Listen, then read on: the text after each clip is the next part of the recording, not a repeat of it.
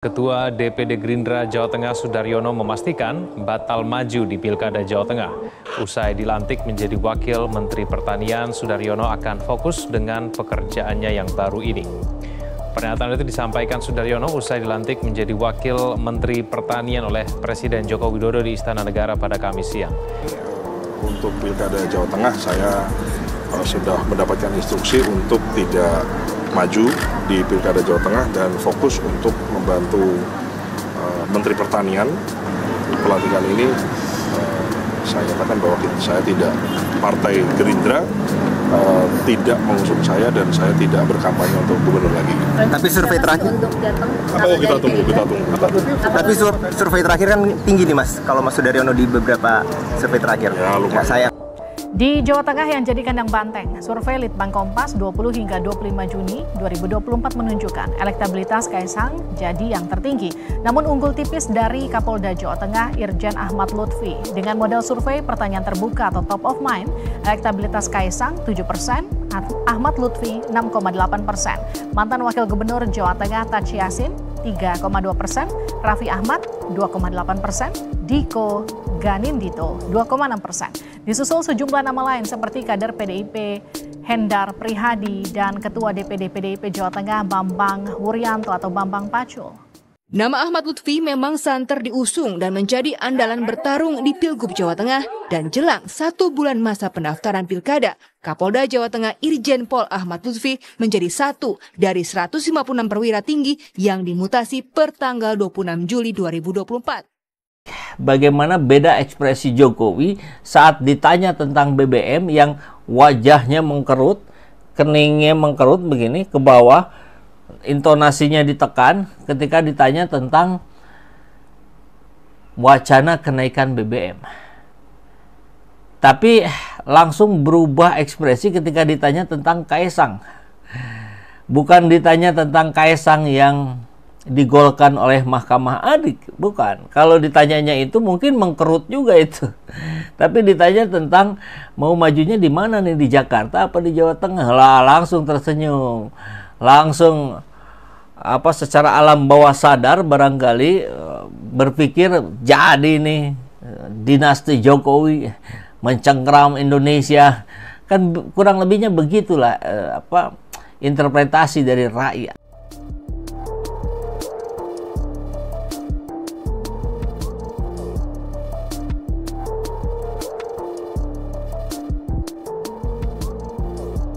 Presiden Joko Widodo menghadiri Munas pertama relawan pendukung alap-alap Jokowi di area di Colomadu, Karanganyar, Jawa Tengah, Sabtu pagi.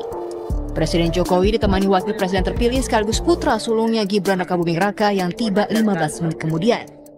Namun, Munas yang dihadiri Jokowi dan Gibran berlangsung tertutup.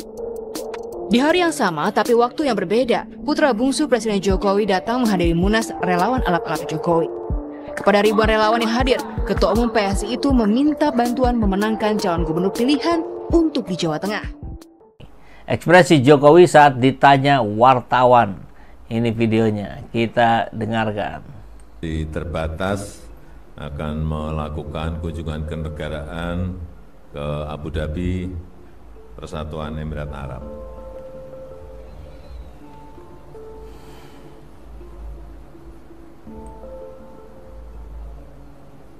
Nah, ini detik-detik ditanya tentang BBM oleh wartawan. Jadi suara wartawannya nggak kedengeran. Pak Jokowi hanya...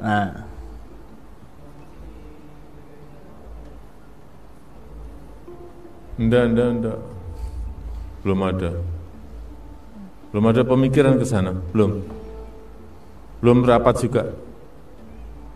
Enggak.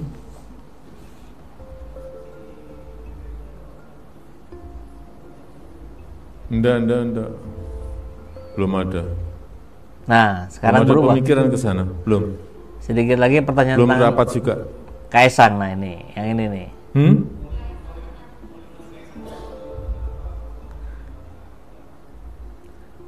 Ya, di Jawa Tengah bagus. Di Jakarta juga bagus karena ini kan semuanya wilayah Indonesia. Iya. Langsung kerutannya menghilang ya. Ketika ditanya Kaisang, kerutannya langsung hilang. Tapi ketika ditanya BBM, mengerut, intonasinya ditekan. Tampak sekali dia tidak siap ditanya itu. Jokowi efek ke Ahmad Lutfi jika Kaisang tak maju Pilgub Jateng. LSI melaporkan hasil survei tentang elektabilitas tokoh di Pilgub Jateng 2024 dan juga tingkat kepuasan masyarakat terhadap Presiden Joko Widodo. Survei dilakukan terhadap 1.200 responden di Jawa Tengah pada Juni 2024 dengan metode double sampling. Jayadi mencatat bahwa kepuasan masyarakat Jawa Tengah terhadap kinerja Jokowi mencapai 85,1%. Menurutnya, ini menjadikan Kaisang unggul dalam survei LSI di Jateng, karena para pemilih yang puas dengan Jokowi lebih mendukung Kaisang daripada kandidat. Jayadi berpendapat bahwa jika Kaisang tidak ikut dalam Pilgub Jateng, suara pemilih yang puas dengan kinerja Jokowi mungkin akan beralih ke Kapolda Jateng. Dia menunjukkan bahwa pengaruh Jokowi lebih condong ke Ahmad Lutfi.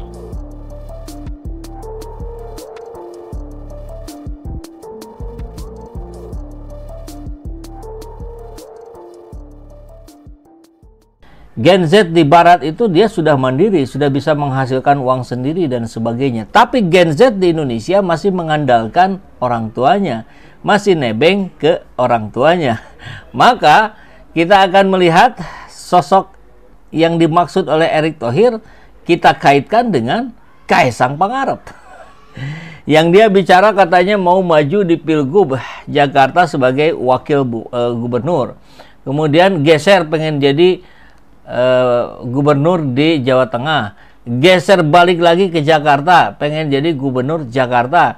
Kemudian ternyata elektabilitasnya 1%, balik lagi ke Jawa Tengah. Sebentar lagi jangan-jangan turun lagi ke saya jadi wali kota Solo aja deh. Jangan-jangan memang yang tepat untuk Kaisang wali kota Solo. Karena kalau mau mengikuti rekam jejaknya Jokowi yang sukses berhasil menjadi presiden, awalnya ya dari wali kota Solo. Yang itu diikuti oleh Gibran.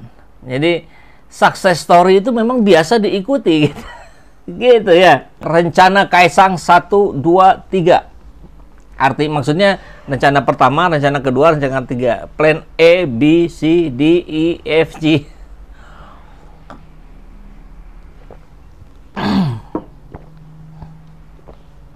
Jadi rencana Kaisang yang pertama inginnya jadi Pilgub Jateng. Yang kedua ya kalau nggak sulit melawan Anies Baswedan, Pilgub Jakarta ya. Sulit lawan Anies, Pilgub Jateng deh. Kemudian ya berat juga ternyata. Ya udahlah, Solo. Tapi arah ke sana sudah mulai. Misalkan dengan siapa calon yang dari Gerindra yang cukup elektabilitasnya tinggi di Jawa Tengah ditarik menjadi wakil menteri. Jadi diarahkan, diatur-atur. Wah luar biasa ya ini Pak Jokowi memang ahli strategi politik. Solo walau anak penjual daging, kalau PDIP yang ngusung pasti jadi walkot. Cuk hat-trick. Kalau begitu di Solo kalah dong ya. Karena Kaisang tidak mungkin diusung oleh PDIP. Kita akan lihat yang sebenarnya di Solo dan Jawa Tengah itu adalah kandang banteng atau kandang Jokowi.